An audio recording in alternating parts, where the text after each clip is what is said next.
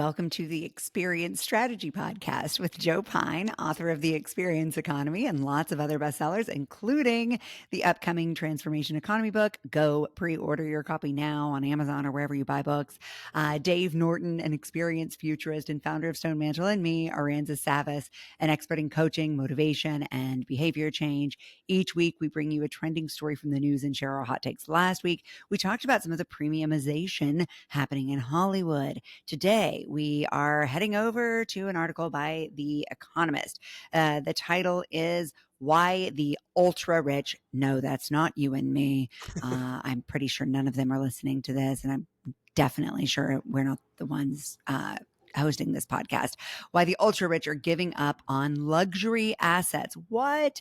It says, forget fine wine, great art, and glitzy mansions. There are finer things in life. This article came out on October 12th, 2025. You can find it in The Economist. In the finance and economics section. So what we have here is an article outlining the case for why the sale of luxury goods has decreased. And so basically what the author is saying is that there was a glut of billionaires and ultra rich folks, and there's a glut of products available to them, so much so that they have become increasingly less valuable. It's a bit of a paradigm shift for those in this industry, but we think it holds some interesting and important lessons for all of us. So, Joe, I'm going to pass this off to you to kick us off as our fancy pants over there. Right. What we talked about with premiumization of movie theaters is nothing compared to what's going on in ultra high experiences. No. And but it is, as you said, is that the luxury goods? It's hard to use the word commoditization with them, but the price actually has gone down relative to what it was just a few years ago. Whereas after decades of increasing, right? Yeah, right. And I don't know if Dave, if we can put this chart in, and they have it into the show notes there. But they have a great chart looking at the price indices of goods versus services at the luxury end, ultra luxury end, actually. And when they say services, right, the Economist does not yet recognize experiences as a distinct economic offering, but 99.9% of those services are in fact experiences. I can't even think of anything that would be a real service that they're talking about there. It's all the experience sector of the economy. And so it shows how from 2015, the goods have steadily gone up. The pandemic, barely put a blip in it in terms of luxury goods, because that's something you actually could buy during the pandemic. And that recently, over the last 2-3 years, it's actually gone down, right, relative to what it was 2 or 3 years ago. But then the experiences has gone up tremendously in the last couple of years, the last 4 years, basically. And in fact, the index it shows where 2015 was 100, experiences are now 225. I mean, it's more than double in 10 years. And whereas goods, again, have gone up by about a little less than 50%. That's emblematic of the entire economy. And we had charts in the experience economy that showed how commodities have gone down over time a lot. This was 40 years of data. Goods have gone down a little bit, services gone up a little bit, but experiences have gone up tremendously in that time. And it's because of the value of experiences over goods. And that not just at the ultra high net worth level, but at all levels, people value experiences more highly. They want goods and services to be commoditized so they can spend their hard-earned time or hard-earned money and their harder-earned time on the experiences that they value. And we see that now going on with the ultra luxury end of things as well.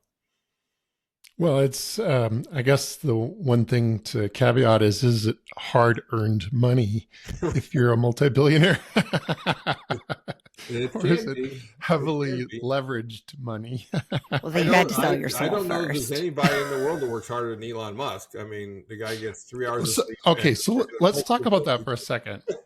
I think there's something there because Elon Musk he doesn't even really care about owning a house. Right. Like he's an odd duck in a lot of ways when it comes to luxury things. Yep, absolutely. And I do wonder if some of our uber wealthy people are behaving a little bit differently than they used to when it comes to status, because a lot of these luxury goods are to kind of evoke status. That's of course, it. they're pleasurable, but there's only money so much is not pleasure. Status.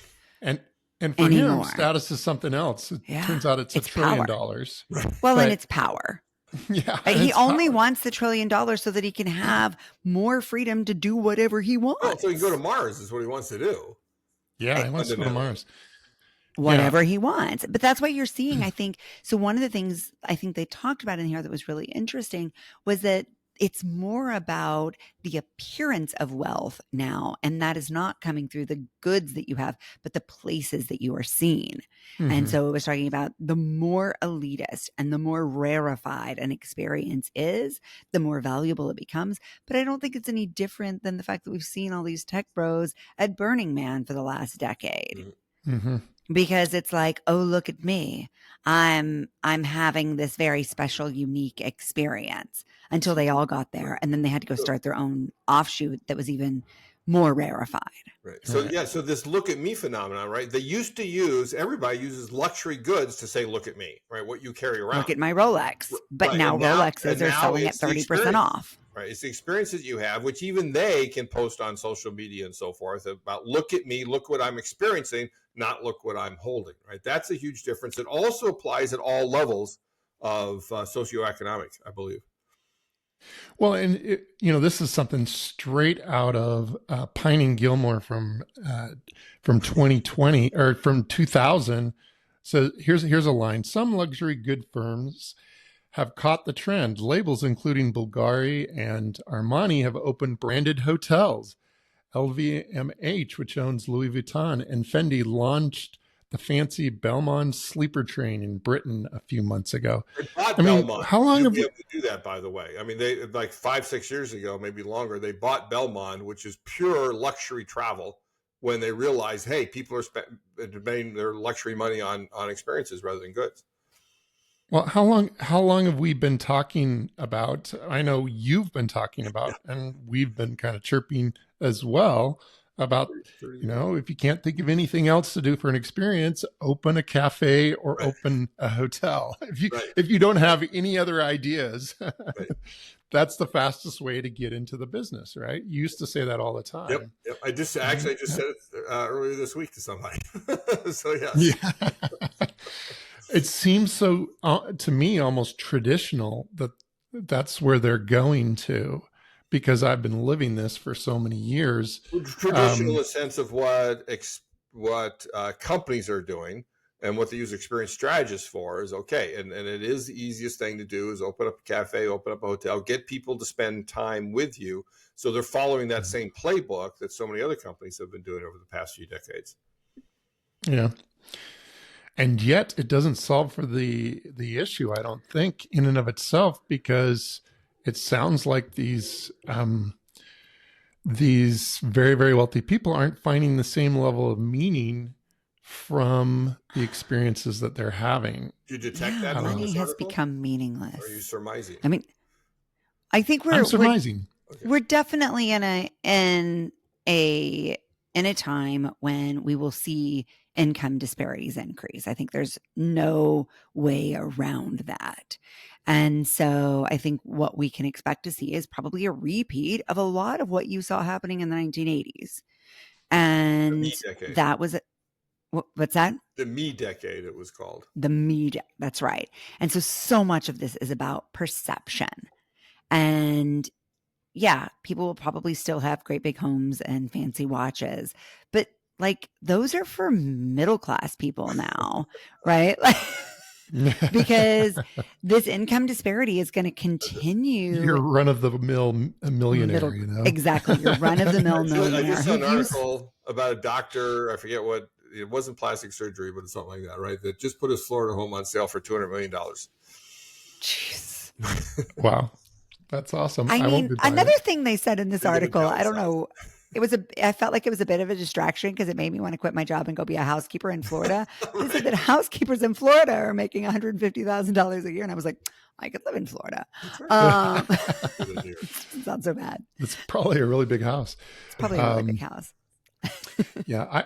I used to use this framework all the time. It's the Pierre Bourdieu framework for status. And Joe knows it and Aransas knows it. But basically, Pierre Bourdieu was this theorist in the 70s in France. And he said that people will either accumulate cultural capital, which is basically status, or they'll accumulate economic capital, which is money, right? So you're either trying to accumulate status or money. And academics and artists, they accumulate cultural capital. And business people tend to accumulate economic capital. And what often happens is the people who have a lot of economic capital, they look to the people who have a lot of status, cultural capital, try to adopt or purchase or imitate the things that they're seeing that are happening on the cultural side and incorporate them into, so they get status plus money, right? That's kind of the thing. And I wonder if part of what's going on here is there's not a lot of cultural capital. Like there's not a lot of really interesting creativity. In fact, one of the articles I read said there's not a lot of creativity that's being generated right now that people can look to and say, hey, I want a piece of that hasn't already been commoditized, hasn't already been associated with a high-priced hotel or something like that. Well, that is one of the things they bring up is that people are sharing ownership of some great works of art now, which I think is so fascinating. And I hadn't heard about this. And you can own a 90% share of a Rembrandt. But I think too, the dispersion of the attention economy is what makes it feel like there's no creativity, because the winners and losers are so like it's contained within these discrete bubbles because it's so highly tailored to individual subgroups. Yeah, no, and you brought up this important point before we hopped on, where you said that one of the big issues is that there's just an abundance of everything, and that doesn't allow for exclusivity. And if you don't have exclusivity, you can't have status. That's like right. if you can have access to pretty much everything, then there's no status associated with it. And I guess you can go after some subgroup, but even the subgroups, there's access to all of them as well. So it's a very challenging time. What are you going to do with all your money? How are you going to spend it? You're going to go to a really fancy movie theater and you're going to eat at the best restaurants, and you're going to tell your friends that you've been there. And that will give you that social and commercial capital. I want to think just for a second, before we slander the billionaires that we'll never meet too much. What do you think? And I especially look to you guys who've been at this. I mean, I was a 5-year-old in 1980s, so my perception of the 80s economy is quite different and more rooted in like strawberry shortcake dolls. For those of you who are historians, what do you think experienced strategists of today can learn from this sort of economic polarization? Well, one, open up a cafe or a hotel. Still true. If you want to know, maybe on that one. If you've got that, a possibility. Two, actually, so this may be surprising, but I'm gonna defend the wealthy of the world. I say the ultra high net worth, but even them a bit, is actually look to see if you can create offerings for them, because what has always been the case, and I mean always been the case, is that the wealthy of the world subsidize the development of innovative offerings that eventually make their ways down to the middle class. right? Sure. And it was true with cars. It was true with appliances. It was true with experiences as well. The people that founded Uber, it's like, well, the rich get their own limousine that comes to them and travels around with them. How could the middle class get that? And it's effectively what is going on. And so if you can, in fact, design an experience that does appeal to them, that's worth that value, no matter how much money it takes to be able to do it, if they're willing to pay for it, right, it's worth it. Then over time, you can figure out how to bring that down in cost so that everybody can enjoy it. I think that was a great idea, Joe. And now I'm going to answer Arances's question, which is what happens when you have this split that occurs. I think that, well, I'm going to frame it this way. The 80s was about brand identity. Okay. And I think that you can kind of like lump these different decades by different things. So the big innovation in strategy and in particular in luxury items was brand identity. You had Apple coming on the scene.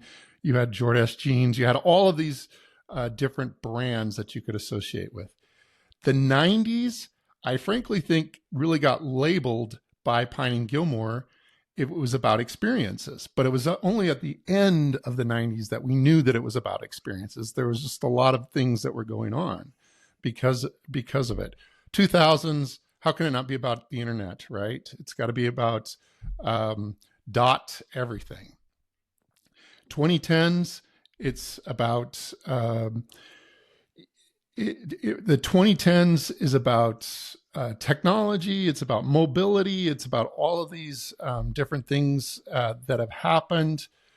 But what makes it different as we kind of move through these different time periods is where people put focus in terms of meaning. And I think what we're going through right now is a transitional period where they're starting to think differently about what is meaningful. So just because I own part of a portrait, or I wear Bulgari or Armani, does not necessarily make it meaningful anymore. And I think what Musk and others are doing, and it's not just Musk, I mean, Gates is doing it as well. They have a greater purpose for their money.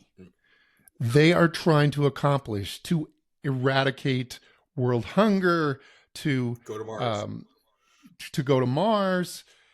You see this with Bezos as well, which fits very nicely, Joe, with your new book that's coming out, yes. The Transformation Economy, because they're putting their money towards high-end, big innovations that will transform the world. And that's where the status is. And that's where the status is. Statuses and stakes. There we go. In stakes. Like you've got to have higher, it's got to be a higher stakes. Oh, yeah. Okay. Yeah. Right? Yeah, it's got higher stake issues that have to be solved. And I'm But going to be the one to solve that. I think that's even true, though, in terms of, I promised you guys an update on my visit to Viola's room. And that's from Punch Drunk, who were the really early innovators in kind of radically rethinking the idea of immersive theater. They were the ones who did Sleep No More, which was such an exciting experience. And we all felt super transported and confused and disoriented by the experience. And it felt really new. Sleep No More probably is just as good. I mean, I'm sorry, Viola's room is probably just as good as Sleep No More, but I've already been to Sleep No More. So it wasn't that interesting to me. Mm-hmm. And maybe if somebody had never been to an immersive theater experience, they'd say, oh, wow, this is really wild. This is so different than classical theater. But it's not that different than Sleep No More. And so I think to everything that you're saying, no matter what type of experience we're talking about, we do have an obligation, if we're going to stand out now, to increase the stakes. And frankly, I didn't feel like anything was on the line for me in Viola's room. And had I felt like there was something that was risky about it in some way, had I felt frankly more disoriented and more uncomfortable, I probably would have walked away with a stronger feeling of having had an experience, because we have gotten numb and we've become desensitized to so many of these triggers that just a sensory shift isn't really going to do it anymore. A story isn't going to do it anymore. Yeah, we can only be pampered so much. Mm-hmm. Well, I haven't hit that limit yet. Okay, fair enough. Me neither. But to your point, it doesn't have the same effect over time. I mean, think about it though. Even like the poor people version, say you go on a cruise and they give you all this good food. The first day, it's like, ooh, good food. By day 3, you're like, get me home to some lettuce and my wife's popcorn. Listen to our last episode if you don't know what we're talking about. We were bringing along in the cruise, but anyway. But it's like eventually that stuff does get we get desensitized to the thrill of it. And I think that's a lot of why we're going to see such high stakes experiences. All right. I promised you guys I'd keep us under 20 minutes. I lied. So there you go. We're going to spare you the recap this time. So recap it with us on Substack or on LinkedIn or via email. We love to hear from you guys. So reach out. Let's continue the conversation. We'll be back with you next week.